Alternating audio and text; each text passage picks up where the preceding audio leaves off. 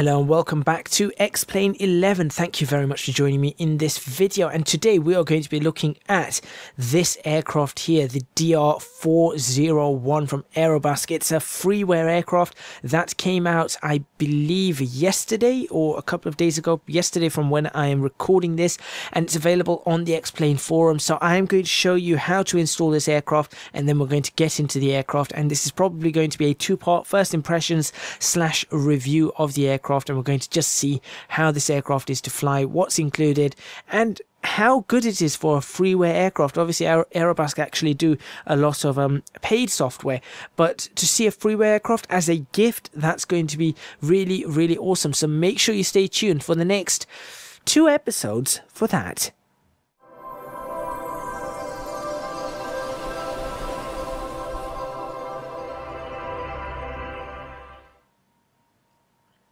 Okay, before I continue, I am going to say I apologise for a bit of a stuffy nose. I'm feeling a little bit under the weather, but that should be okay. It shouldn't affect the overall quality of the video. I hope. I really, really hope. But anyway, here it is, the Aerobask Robin DR401 CDI 155 1.12. So I'm going to show you how to install this, and then we are going to get into the simulator. So let me read this through for you guys, though you can probably read it. Aerobask is proud to release the Robin DR401 CDI 155 as freeware, our gift to the X-Plane community. The new Robin is a DR400 upgraded with a glass cockpit, larger cockpit, electric trim and flaps, and you can check the aircraft history on Wikipedia there. This model features the 155 HP so horsepower CDI diesel engine, which is capacitor discharge ignition, with its FADEC, which is a full authority digital engine control system. Main features: accurate flight model by X Aerodynamics, F-Mod high quality sounds by Daniela RC, integrated laminar Garmin G1000 PFD and MFD, so what we get in X-Plane, fully functional or functional 3D cockpit with VR ready manipulators, 3D model with high resolution PBR texture, simulated FADEC test and preheating, windscreen reflections, optimized to save FPS, 8 stunning liveries and a white paint. This is going to be pretty cool. There you go, there are some thanks there. Cameron at X Aerodynamics and Daniela RC for their participation. Jean-Francois, which is a G-Flyer maybe, for the additional liveries, and the testers, of course, the wonderful testers that test this car. You also need to install the Skunk update to keep your aircraft up to date. So I am also going to be showing you right now how to do that. So the first thing you need to do is you can go to this link and download it. I've already downloaded it. Then you go to download this file and you can download. As you can see, there's an updated config there, and then this. Now I don't know what this is for because I checked the files. The file that's included in that is pretty much the same as the file that's included inside this. So I don't know what that's all about. Maybe that is going to change. Maybe this file changes, this single file, and then that runs the update. I think that's maybe how it works. Anyway, once you've done so, as you can see, as usual, I go ahead and make a separate folder. So I've got a game mods folder for X-Plane 11. I unzip them, and then all you've got to do is go to this one, copy that folder, the Robin DR401, or cut it, whatever you want to do. Bring it into aircraft and pop it in there. Fantastic, done. Then the Skunk updater, this one right here.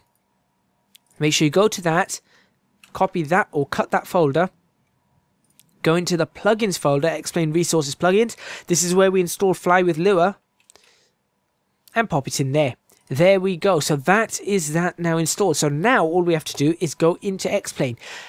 What I am going to note is that with this plugin, things may slow down on initial load, so be aware of that. Your X-Plane may not have crashed. It's just checking to see if anything needs updating. So we're going to get to X-Plane, and then we'll see what's available on this aircraft. We're going to go into a new flight, and we're going to pick the aircraft, which you will find right there under General Aviation. Now let's go to Customize so we can see the different liveries. So that's obviously one livery. We've got Delta Echo Oscar Alpha India, which is actually quite nice.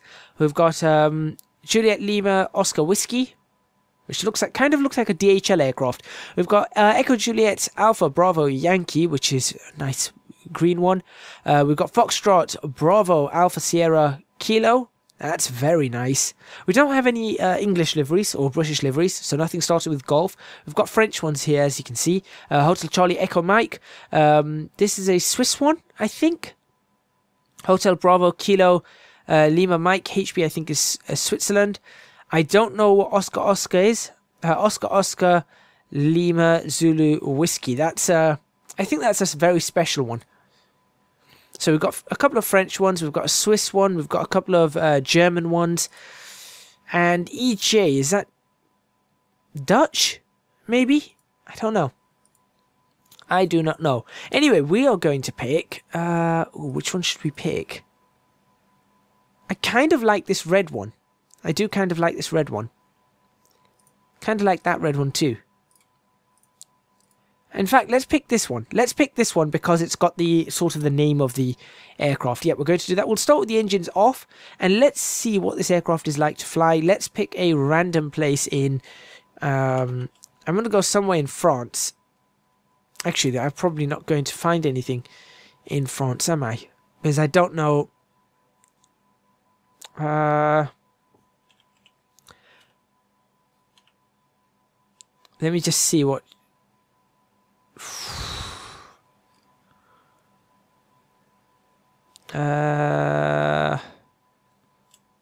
Nope, let's just stick with something we're used to. Let's go somewhere we've been not so long ago. So there we go. We'll go into daytime. We'll do something like that. Cirrus Clouds works for me. We'll start there and we will start at some sort of... Ooh, where should we start? Yeah, look, we've got general aviation all the way down here. We'll start way over there at the general aviation ramp. Let's start the flight. Let's see what this is like.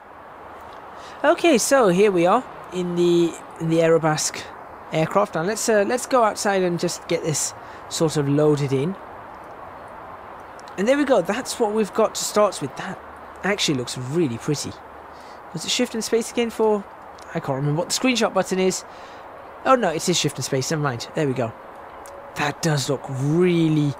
That's very nice. That really is very, very nice. Interesting way to look around. I guess I can just go...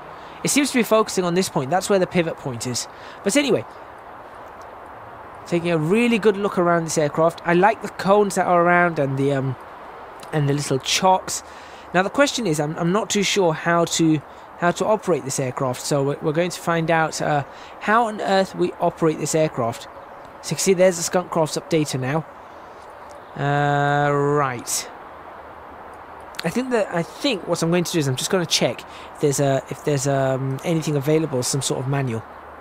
There are some flight manuals available. So I am going to just quickly download those and get it going. So it looks like we've got a manual, an owner's manual, or a checklist manual, an emergency checklist manual, and that kind of stuff. So let's have a look at what we've got available. So the cruise speed for this aircraft, let's go into some of its specifications. We've got the cruise speed for this aircraft is 122 knots for the most economical flight. Maximum cruise speed is 132 knots. Climb rate is in feet per minute, 740 feet. And you've got 656 feet, I think, at... What's that? I'm not too sure what that one is. Maximum payload is 1,100 kilos. Takeoff distance is 400 feet. Landing distance is 400 meters. And landing distance is 415 meters. Let's see what else we've got. Flight range is 1,654 kilometers. And we've got 159 liters of fuel that we can put on there. Wingspan of 8.72 meters. Maximum operating height is 16,000 feet. So there we go. Right, let's have a look. Let's get this aircraft started. I think that's probably a good thing to do. Let's get this aircraft started up and then we'll see what we can do. So here we go. We've got the normal operations for this aircraft.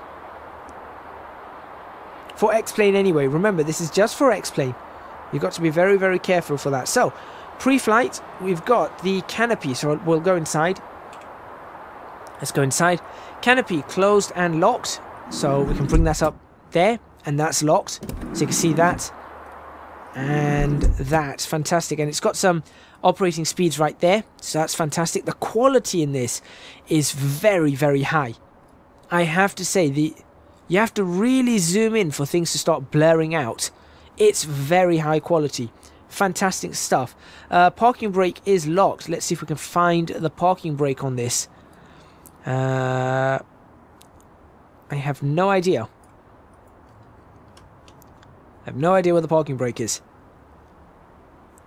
Don't know. We've also got dipped lights, and I'm assuming that's landing lights and forward lights. I'm assuming.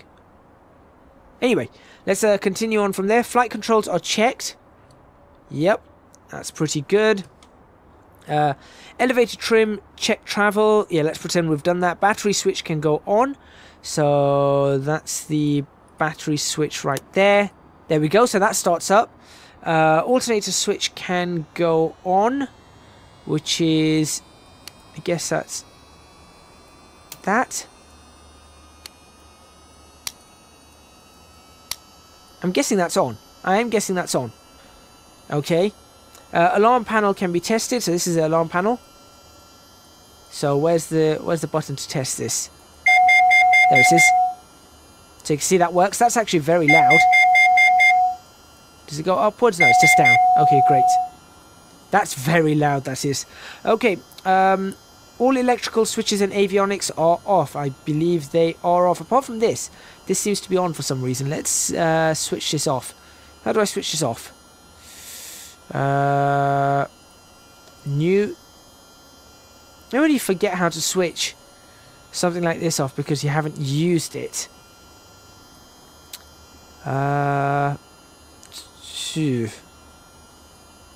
Like I said, this is my absolute first impressions. That's why I may not know how to do certain things. Okay, we'll leave that on for now. Doesn't matter. Right, starting engine. Canopy closed. Strobe lights on. I don't think we need the strobe lights on, but okay. We'll see what it wants. Fuel level checked. We've got plenty of fuel. Fuel selector is on, so we can switch this here to on. Alternate induction air is closed. That's open. That's closed. Electric pump can go on. Oh, there's the master avionics, right?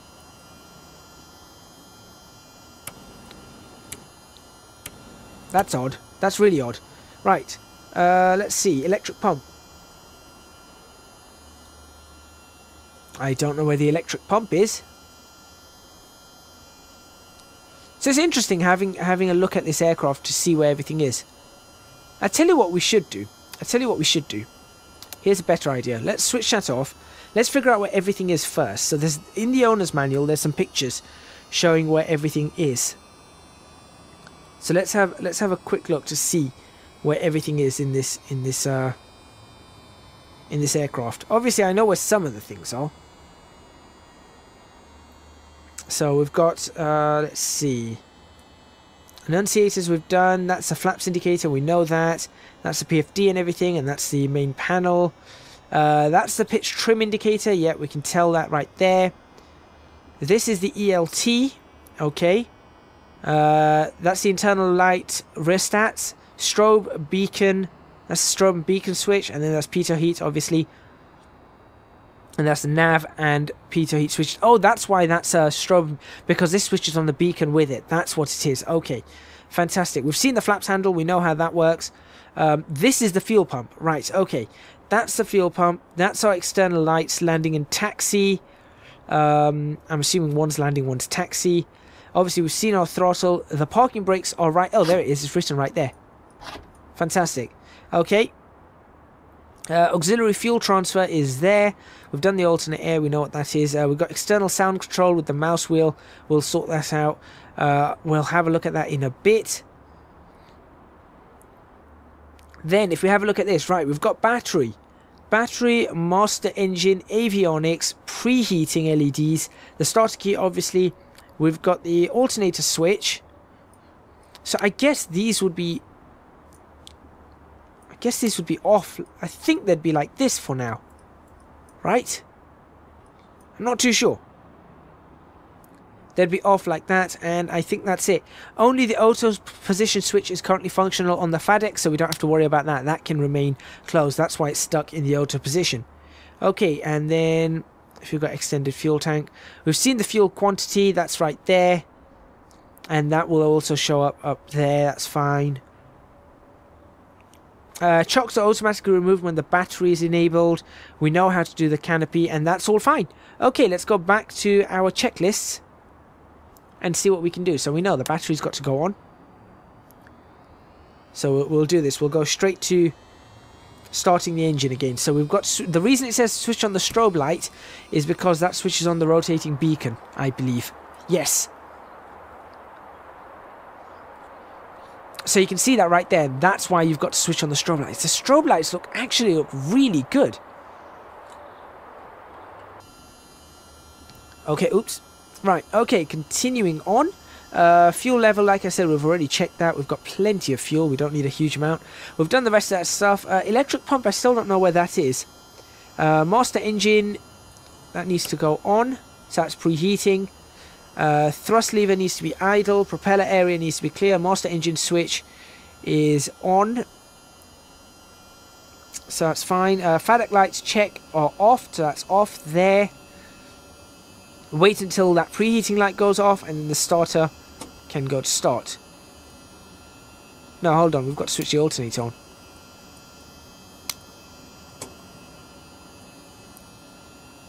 Okay, how do I start this engine?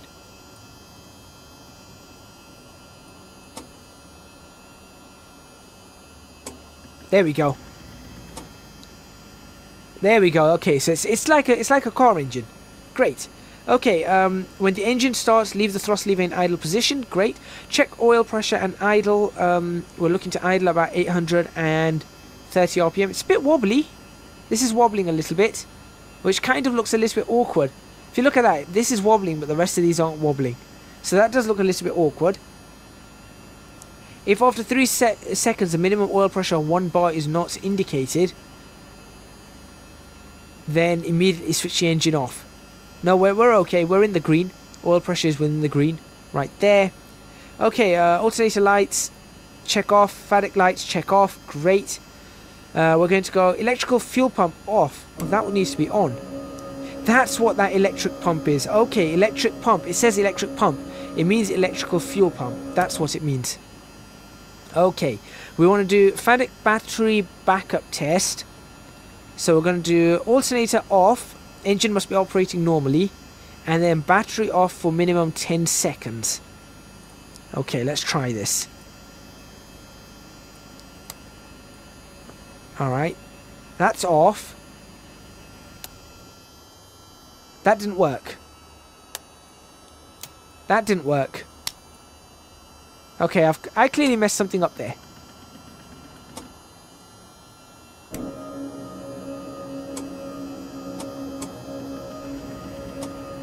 There we go. Well done me. Okay. Forget that. Avionics power switch can go on. There we go. So that's odd because that switch is on, but it's not actually on, I guess. Not too sure. COM navigation instruments are on. Set. Light voltmeter. Check it's in green. Everything seems to be fine. Everything else seems to be absolutely fine. Apart from that temperature, although that is creeping up slowly. Yeah, that's creeping up to where it needs to be. That's not a problem. Right, and then we check the gyro. So our gyro is, yep, that's in the right direction. Not a problem. Taxi lights, we can, right, let's have a look at these lights.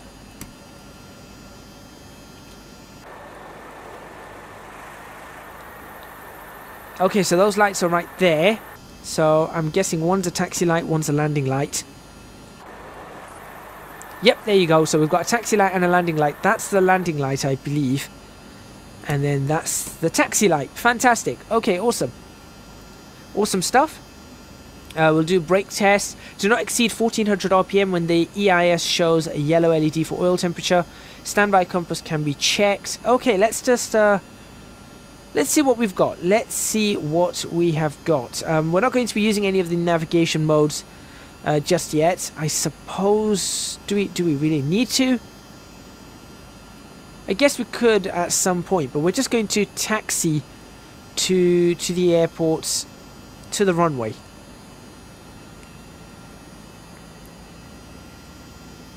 Switch that parking brake off. There you go.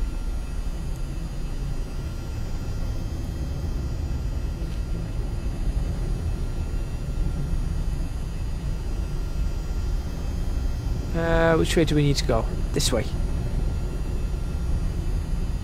Alright, so we're keeping the RPM pretty low. Sounds pretty good. The one thing I am going to say about this, is that a checklist? What's this? Shut up and take my money. Okay. That's odd. It's just something you can press. How do I get rid of that? That's really odd. That's very, very odd. This aircraft is pulling to the left. I've found that all the aircraft seem to be pulling to the left. That map doesn't work. That map doesn't work.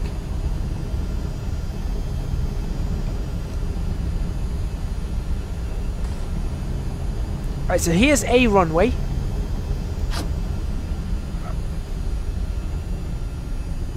We'll just stop here. There we go. No, I need to ensure that that's always pulled on. There we go. Okay, let's have a look. Before takeoff, climb and cruise. Yep, we're okay. Descent, approach, and landing. Okay, so what we're going to do is in the next part, we're going to take off and do just a little bit of a flight around Edinburgh and then land back at the airport. We're just going to get a feeling for how this aircraft flies, so make sure you tune in for that. Thank you very much for watching. Please remember to hit the like button if you like this video, subscribe to the channel for more videos on X-Plane 11, leave a comment in the comments box below letting me know what you think of this aircraft if you picked it up. For Freeware aircraft, I am pretty impressed so far. It's actually a very impressive aircraft. I don't think I've got nav lights on. I really should have navigation lights on, so let's actually switch those on before anything. Let's go. And pitot heat. Guess we don't need pitot heat in our current condition. Let's now have a look. There we go. Now we can see a little bit of navigation lights on the aircraft. Fantastic. Don't forget to support me on Patreon, www.patreon.com/ecgadget. I would massively appreciate your support. It would help me out a huge amount. That's all from me, and I'll see you guys next time in X-Plane 11, where we take to the sky in this free little aircraft from Aerobask.